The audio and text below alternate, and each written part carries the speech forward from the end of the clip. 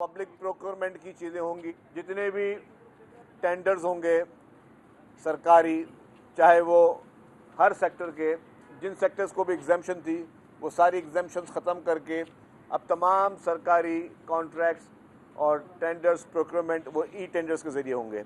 इसका मकसद हुकूमत सिंध का ये है कि तमाम सरकारी चीज़ों में, सरकारी जितने भी महकमे उसमें शफाफियत को और ज़्यादा जो है वो बावकर कराया जाए, क्योंकि जिस तरह टेक्नोलॉजी तरक्की हो रही है तो उस टेक्नोलॉजी से हमेशा फ़ायदे लेने चाहिए, और फ़ायदे ये लेने चाहिए कि आपने अपने तमाम वो लूप होल्स बंद करने, वो सारी चीज़ें आपने रोकनी है जिसकी वजह से किसी भी किस्म की बदउनवानी हो सके।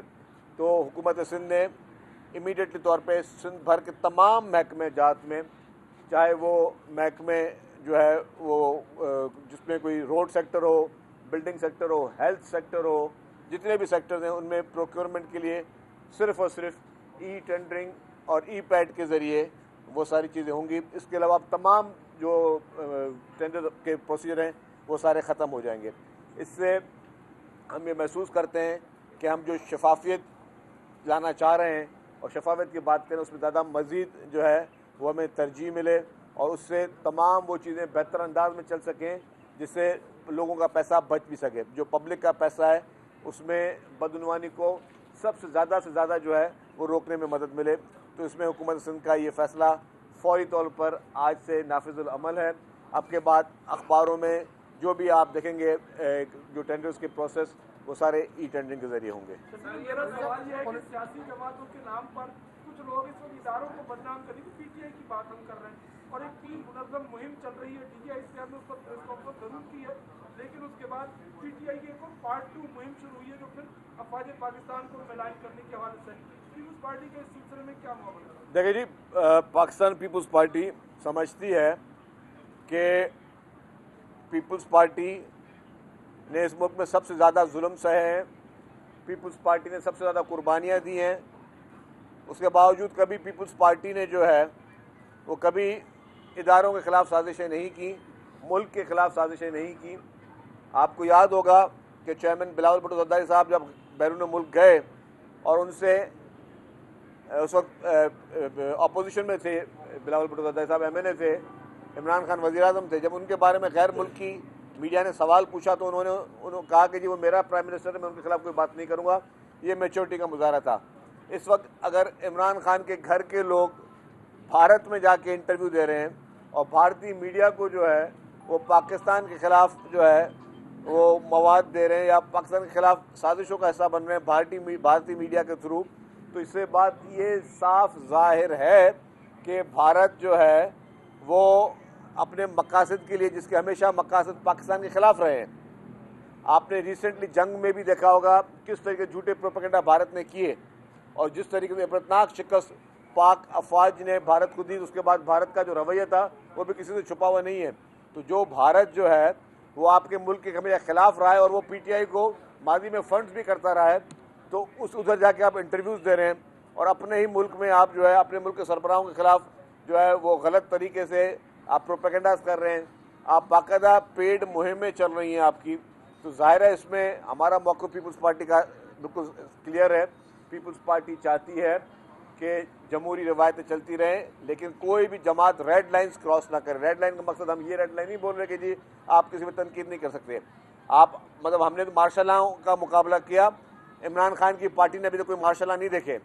इमरान खान की पार्टी किसी भी वर्कर को अभी तो कोड़े नहीं पड़े। इमरान खान की पार्टी में किसी भी शख्स को जो फांसियाँ नहीं लगी। ये फांसियाँ, ये कोड़े, ये लाल किले, ये सख्त से सख्त सज़ाएँ, और जिस तरीके से मैंने कहा कि पीपुल्स पार्टी की पूरी लीडरशिप इस मुल्क में उसने अपने जान नजराने दिए जमहूरियत के लिए, डेमोक्रेसी के लिए। शहीद जुल्फ़िकार अली भुट्टो का अदालती कत्ल हुआ, शहीद मोहतरमा बेनज़ीर भुट्टो साहबा की शहादत हुई। मोहतरमा आसिफ अली ज़रदारी साहब 12 साल जेल में थे बग़ैर किसी जो है सज़ा के, बग़ैर किसी कन्विक्शन के, कभी भी इदारों पे हमले नहीं किए।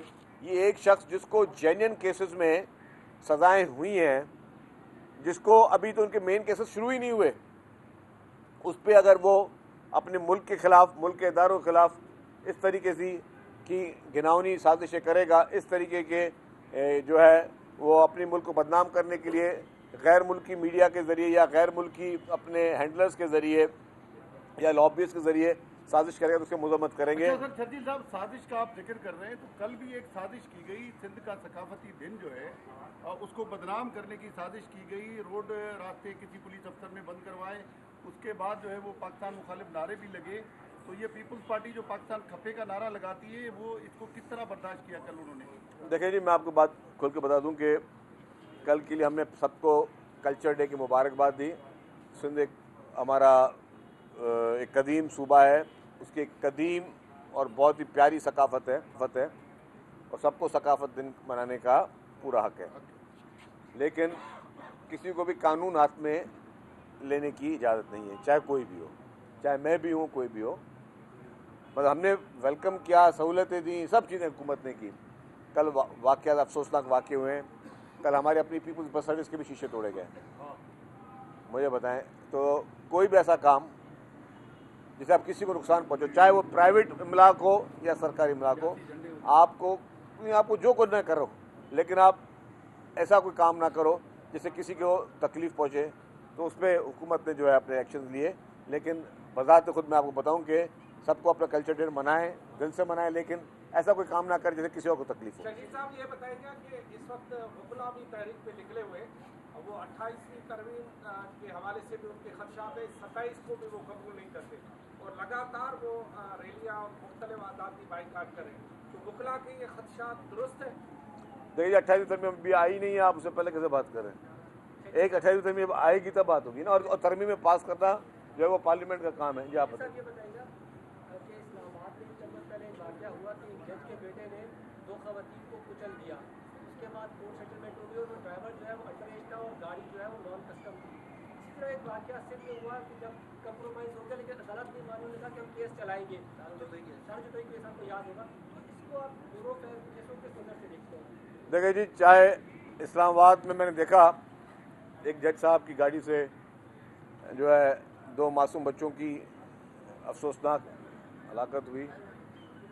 2 دن پہلے میں دیکھ رہا تھا پنجاب میں بھی ایک معصوم بچہ تھا, وہ بچے بھی گٹر میں بیچارہ گر گیا, اس کی افسوسناک موت ہوئی. یہ جتنے بھی واقعات ہیں یہ سارے قابل افسوس ہیں. لیکن مجھے تھوڑا سا یہ کہ مجھے بھی سمجھنا پڑے کہ میڈیا کی پالیسی کیا ہوتی ہے.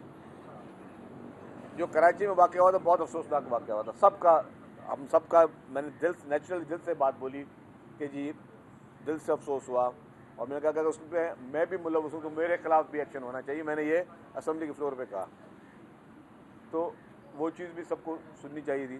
لیکن میں کہہ رہا ہوں کہ اگر ایک جگہ کوئی واقعہ ہوتا ہے تو اس کو مطلب ٹھیک ہے ہائی لائٹ آپ سب چیز کرو, لیکن سب کو برابری سے حساب سے کرو ہائی لائٹ. کیوں نہیں اتنے بڑے پروگرام جو پنجاب میں بھی 2-3 دن پہلے واقعہ ہوا ہے اس پہ کوئی اتنے بڑے شور نہیں مچا. یہ جو آپ بتائیں جج صاحب کی 2 بچوں کا ہوا اس پہ کچھ نہیں مچا. تو یہ عجیب و غریب تھوڑی چیزیں, لیکن سارے واقعات قیمتی جان, ہر جان قیمتی ہے, اور غلطی ہے یا قصور جس کا بھی ہو اس کو سزا ملنی چاہیے. اگر غلطی ہے تو اس کے جب تک لوائقین معاف نہ کریں تب تک معافی نہیں ہونی چاہیے. اور اگر کسی کی کوتاہی ہے کرمنل نیگلیجنس ہے تو اس کو سزا ملنی چاہیے. دیکھیں آپ نے سندھ میں دیکھا کہ جیسے یہ کراچی کا واقعہ ہوا معصوم بچے کا, چیف منسٹر صاحب نے فوری طور پہ ایکشن لیا, اور جو محکمے اس میں انوالو تھے, چاہے واٹر بورڈ کے محکمے انوالو تھے, KMC کے محکمے انوالو تھے, جتنے محکمے انوالو تھے ان کے جو افسران انوالو تھے ان کو چیف منسٹر صاحب نے ان کو سسپینڈ کیا اور کہا کہ جی یہ کوتاہی کسی بھی صورت میں برداشت نہیں ہوگی. اس طرح کے ایکشن ہمیں دوسری جگہوں پہ نظر نہیں آئے. دوسری جگہوں پہ ہم چاہتے ہیں کہ دوسری جگہوں پہ پنجاب میں جو ہوا ہے یا اسلام آباد میں ہوا تو وہاں پہ بھی اس طرح کے ایکشن ضرور نظر آنے چاہیے. جی